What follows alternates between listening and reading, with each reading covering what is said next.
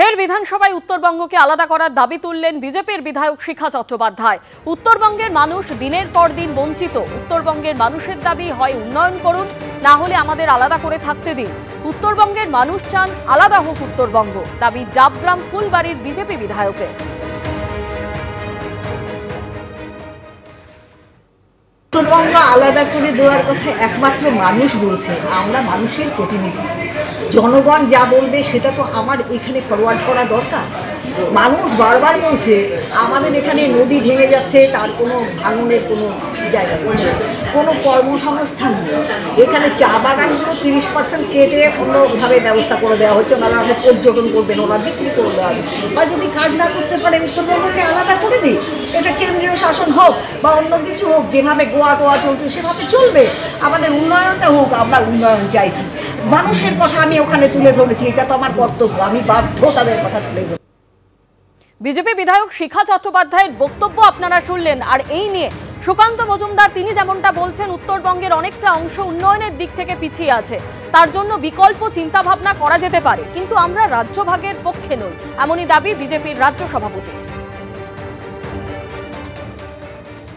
দেখুন, আমাদের স্ট্যান্ড তখনও যা ছিল এখনও তাই আছে, যে আমরা মনে করি ডক্টর শ্যামাপ্রসাদ মুখার্জি তিনি যেভাবে পশ্চিমবঙ্গকে তৈরি করে গেছিলেন, রেখে গেছিলেন, আমরা পশ্চিমবঙ্গকে সেই রূপেই আগামী দিনে রাখতে চাই।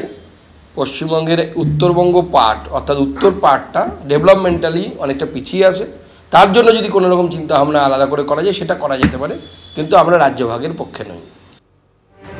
বিধানসভায় উত্তরবঙ্গকে আলাদা করার দাবি বিধায়ক শিখা চট্টোপাধ্যায়ের। উত্তরবঙ্গ ভাগ প্রসঙ্গে শিখাকে কটাক্ষ মন্ত্রী শোভন দেবের। আবার এই চিকিৎসা করার চেষ্টা করছে, বাংলাকে ভাগ হতে দেব না, এটা আমাদের শপথ, কোনোভাবেই দেব না। মমতা বন্দ্যোপাধ্যায় বারবার বলে দিয়েছে, সেটা বাংলার মানুষ চায়ও না, উত্তরবঙ্গের মানুষ চায়ও না। ওটা যে বলছেন না লোকাল মানুষের প্রতিনিধি হিসেবে বলছি, লোকাল মানুষ মানে বিজেপির লোকেরই বলছে, বাইরে কেউ বলছে না। বিজেপি বিধায়ক হিরণ চট্টোপাধ্যায়ের বিরুদ্ধে জমা পড়ল স্বাধিকার ভঙ্গের নোটিশ। অর্থের বিনিময়ে রাজ্য পুরস্কার পায় বলে গতকাল বিধানসভায় মন্তব্য করেছিলেন হিরণ। এই বক্তব্যের বিরুদ্ধে বিজেপি বিধায়কের বিরুদ্ধে প্রিভিলেজ নোটিশ জমা দেওয়া হয়েছে। অধ্যক্ষ জানিয়েছেন প্রিভিলেজ কমিটির কাছে তা পাঠিয়ে দেওয়া হয়েছে। হিরণকে উপযুক্ত তথ্য প্রমাণ কমিটির কাছে পেশ করতে হবে। এর আগে শুভেন্দু অধিকারীর বিরুদ্ধে স্বাধিকার ভঙ্গের নোটিশ জারি করা হয়েছিল।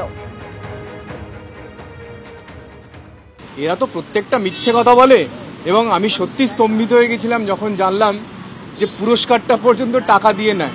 এই স্কচ গ্রুপের কাছ থেকে প্রায় 40টা অ্যাওয়ার্ড নিয়েছে এই পশ্চিমবঙ্গ সরকার, এবং প্রত্যেকবার কোনো না কোনো ডিপার্টমেন্ট থেকে ঘুরিয়ে ঘুরিয়ে টাকা দেওয়া হয়েছে। গতকাল আমি ওনাকে শ্রদ্ধেয়া, মাননীয়া, শ্রীমতী, চন্দ্রিমা দি বলে সম্বোধন করি, কিন্তু উনি আমাকে বলেন যে বেড়ে পাকা, এই দিগ্গজ, তুমি কিছু জানো না, তুমি আমার ছেলের থেকেও ছোট, আগে শিখে এসো, নিজেকে খুব বড় ভাবছো, নিজেকে খুব দিগ্গজ ভাবছো বলে তিনি কিন্তু আমাকে ব্যক্তিগত আক্রমণ করেন। তো আমার উচিত ওনার বিরুদ্ধে প্রিভিলেজ আনা, কারণ উনি পরিষদীয় সংবিধানের যে সীমা আছে সেই সীমা কিন্তু উনি লঙ্ঘন করেছিলেন। আমি কিন্তু ওনাকে শ্রদ্ধা দিদি বলে কালকে সম্মান করে আমি যা সেটা প্রমাণ তুলে ধরেছিলাম।